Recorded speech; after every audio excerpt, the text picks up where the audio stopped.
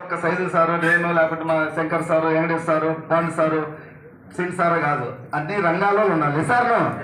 So మేమందరం గెలిచినామంటే ఎంతో కొంత వాగుతాం, నోరు ఉంది, నోటి దోలు ఉంది. మేడం గెలిచిందంటే చాలా గ్రేట్, అవునా కాదా? ఇది ఒక వింత. Thank you madam, thank you.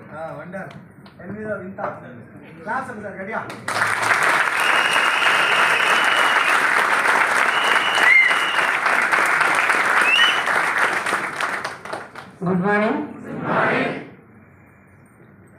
నా పేరైతే అందరు తెలిసి ఇందులోకి రాకముందుకు ఒక ప్రైవేట్ స్కూల్ ఆయమ్మ. స్టార్టింగ్ స్కూల్లో పోయినప్పుడు 3,000 ఇచ్చారు.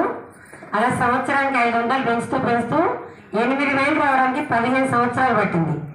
నాతో పాటు జాయిన్ అయిన ఆయమ్మలందరూ రోజుకు ఒకరు మానేసారు. ఇప్పుడు ఆల్రెడీ అందరికీ స్కూల్ ఓపెన్ అవుతున్నాయి, అవునా కదా?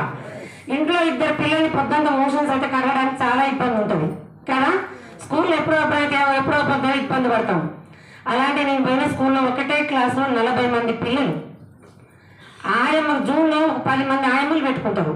ఆగస్టు వరకు పిల్లలు సెట్ గారు, వాంతులు, విరోచనాలు, మోషన్స్ ఇవన్నీ అవుతాయి. చాలా మంది అందరూ ఇంకా ఏమైనా ఉండి బతుకుంటే బల్జాకు దుంటే అందరూ మానేసారు. కానీ నేను మాత్రం నా ప్రతి ఒక్కరు చేసే దేనికి పిల్లల గురించి కదా. నా లైఫ్ నా పిల్లలకి రావద్దు. ఏ పని అయినా కూడా ఫస్ట్ కష్టం ఉంటుందని అన్ని భరించుకొని నాకు కూడా కొన్ని రోజులు తినని రోజులు ఉన్నాయి. 1-2 నెలలు నేను కూడా బాక్స్ తినలే.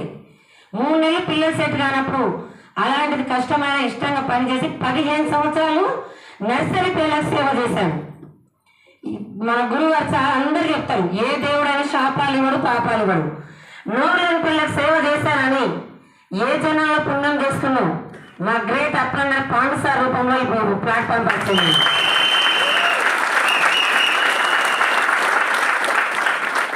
బస్సు ఎక్కిపోతుంటే పరిచయం అది ఇలాంటివి నేను చేసుకుంటే బతికేదాన్ని, ఇలాంటివి కావు సార్ కావాలి ఎన్నో అన్నాను. లేదు లేదన్నారు. ఇక్కడే ఉన్న MBA స్టూడెంట్ జ్యోతి మేడం, మా ఊరే, మా పక్కనే. అక్క ఆల్రెడీ నీకన్నా ముందు పోయినా బాగుంటుంది అక్క, రా రా అన్నారు. ఎందుకంటే తన తోడు కావాలని పిలిచింది. నేను రాను జ్యోతి అన్నా. లేదక్క రా రా అంటే లాక్డౌన్ పడ్డది, టీచర్లకు పిల్లలకు జీతాలు ఇస్తారు, ఆయమ్మలకు మాత్రం ఇవ్వట్లేదు, అవును కదా? సరే ఏదో ఏం మీటింగ్ అంటుంది, మన రూట్కి వచ్చే సార్ కదా అని నేను జ్యోతి మేడంతో పాటు ఒక మీటింగ్కి వెళ్ళాను. ఆల్రెడీ మేడం పోయింది.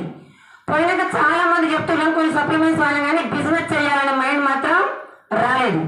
అలా చేస్తూ జ్యోతి మేడంతో పాటు స్కూల్ లేవు కాబట్టి ఎక్కడ పడితే అక్కడ నడుచుకుంటూ హోమ్ మీటింగ్కి వెళ్ళాను.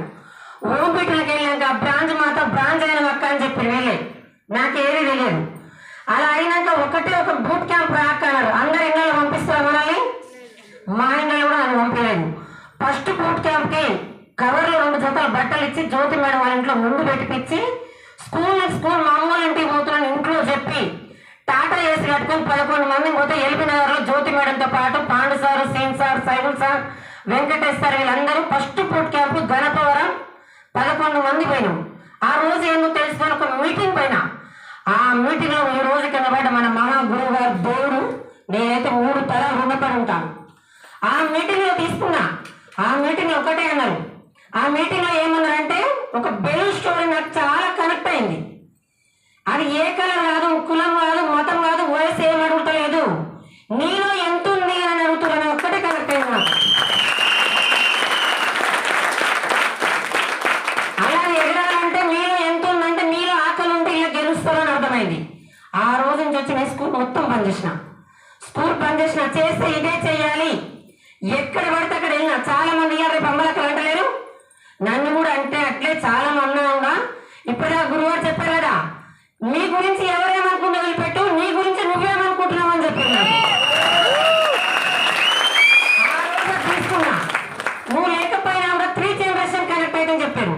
నాకు వెనక ఆస్తుపాస్తులు ఏం లేదు, నేను చేసుకునే బతికే ఫ్యామిలీ, అవునా కదా? మరి నాకేమన్నా పరిస్థితి ఏంటి?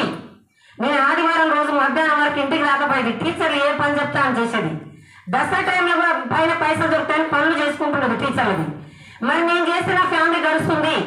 ఒక్కసారి నేను పడిపోతే నా పిల్లలు రోడ్డు మీద పడతారు. నాకు 3 జనరేషన్ కావాలి. గవర్నమెంట్ జాబ్ బంద్ చేస్తారు. గవర్నమెంట్ జాబ్ కానీ ఆయమ్మ జాబ్ పెద్దదా చిన్నదా? తుమ్మితే ఊసిపోయే జాబ్, అవును కదా? నాకు అదొక్కటి కరెక్టే. స్కూల్ మొత్తం బంద్ చేస్తూ ఏం లేదు, మీటింగ్లు, హోమ్ మీటింగ్లు, ట్రైనింగ్లు, ఎక్కడ బూట్ క్యాంప్. ఆ రోజు నేను ఇక్కడికి వచ్చాను. బక్రీద్ పండగ నేను ఇక్కడికి వచ్చిన రోజు. అదే మనమైతే ఏం చేస్తాం, అమ్మ పండుగ పండుగ ఉందన్నమాట. పైసలు ఉంటే రోజు పండుగనే కదా. ఆల్రెడీ మా ఇంట్లో యాటం కోసి పంచుతారు. నేను ఇక్కడ ఉన్నా కూడా పుణ్యం ఉండదని మా దాంట్లో నేను కూడా ఒక యాటం కోసి మా పాపని మా అల్లుని మీరు పంచమని 20,000 ఫోన్ పే కొట్టాను. 20,000 చేయొచ్చా లేదా? దయచేసి దండం పెట్టి చెప్తున్నా. తార ఫంక్షన్ ఇదే మనం గురువుగారు రాక ముందుకు నాకెందుకు స్టేజ్ మీద ఏడు పాగలేదు. ఆయమ్మ ఉంటే ఎవరైనా గుర్తుపడతారా? గుర్తుపడరా? ఆ రోజు నాకు మా డాడీ వచ్చింది. ఆడపిల్లలు చూడండి, అందరినీ ఆ అమ్మ నాన్నకి ఏమైనా ఆస్తి ఉంటే ఒక ఇంటికి మంచికి ఇస్తారు, అవునా కదా? నాది కూడా అలాంటి పరిస్థితి.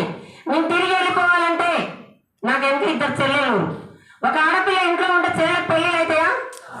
కాదు. తల్లిదండ్రులు పేదవాళ్ళకి ఏమిటికి ఇస్తారు? తల్లిదండ్రులు లేకనే కదా. ఎలాగో ఇచ్చారు. మెరుగుపడ్డ పాము కరోగ మానదని ప్రతి ఒక్కరు చేస్తున్నావా లేదా? మరి మనలాగా మన పిల్లలు కావాలా? కావద్దు. నేను ఒకటే అనుకున్నా, ఏదేమైనా సరే ఇందులో నేను గెలవాలి. మన గురుగారు ఒకటే అన్నారు, ఎంట పెడతారు నిలబడితే వస్తారు, పిలిస్తే రాని వాళ్ళు గెలిస్తే వస్తారు అని చెప్పింది. ఏ రోజైనా ఎక్కడ పడితే అక్కడ వెళ్ళి నేను ఎక్కడ మీటింగ్లు ట్రైనింగ్లు బూట్ క్యాంప్ ఇలాంటి బూట్ క్యాంప్ అంటే ఇష్టం. మా పాప పెళ్ళైన 16వ రోజు 16వ పండుగ నాడు మన గురువు వారికి గుంటూరులో ఉంది. ఇంట్లో చుట్టాలందరూ ఉన్నారు.